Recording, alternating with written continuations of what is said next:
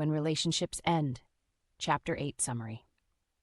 Hi everyone, and welcome back to the channel. Today we're going to talk about a really challenging yet important topic: the end of relationships.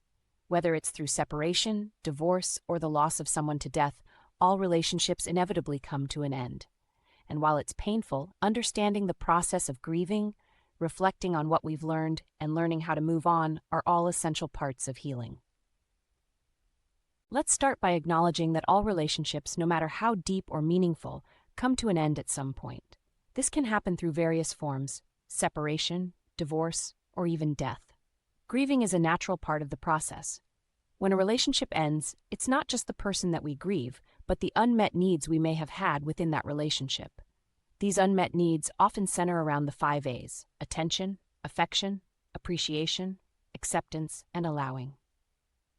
Grief can be especially intense if the relationship was difficult or filled with unfulfilled hopes.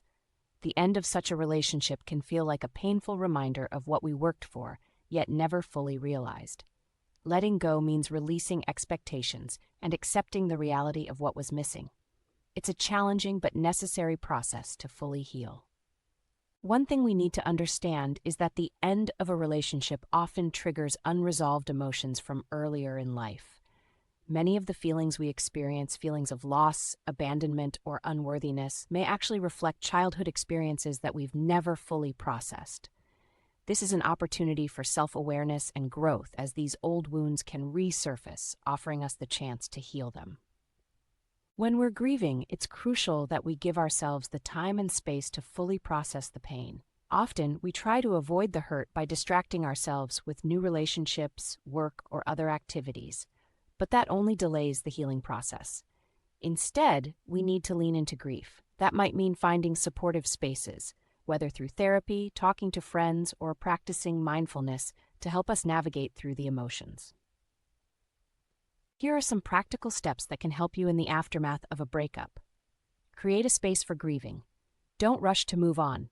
Give yourself time to feel and reflect. Reassess your personal values and needs. This is the time to gain clarity on what you want in future relationships. Engage in self-reflection. Healing doesn't happen overnight, but the more we process the loss, the more room we create for growth and healthier connections in the future. Mindfulness is incredibly helpful when facing grief. It's about accepting our feelings without judgment, rather than trying to suppress them. By embracing our emotions as they arise, we cultivate a greater understanding and compassion for ourselves. This process helps us heal and accept that grief is part of life, just like joy, growth, and love. As we move through grief, the narrative around the relationship starts to shift. We begin to see things more clearly, and as we process the loss, we start to gain closure. Closure comes not from an official goodbye, but from recognizing the lessons we've learned and accepting that it's time to let go of past attachments. Emphasizing self-love and recognizing our needs becomes crucial during this process. After a breakup, feelings of abandonment and unlovability can arise. It's normal to feel like we'll never be loved again, but these are just temporary emotions. It's important to reframe these beliefs. Remember, they are not truths. What truly helps is engaging with our feelings thoughtfully. Instead of impulsively reaching out to our ex, take the time to understand why you feel the way you do. That self-reflection is key to healing. Ultimately, growth happens when we face our grief, understand our emotional triggers, and foster self-resilience. As painful as breakups are, they can be opportunities for personal transformation.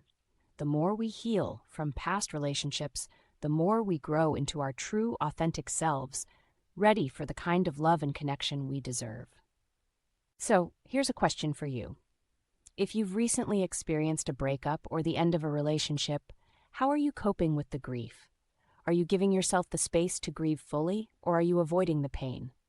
Take some time to reflect on your emotional process, and remember, healing takes time. Thank you for joining me in today's video. I know this is a heavy topic, but it's one that's necessary for personal growth and emotional healing. If you found this video helpful, please like, comment, and subscribe to the channel. I'd love to hear your thoughts on dealing with the end of relationships and grief. How have you navigated these experiences in the past? Until next time, Take care of yourselves, and remember, growth comes from facing challenges head on.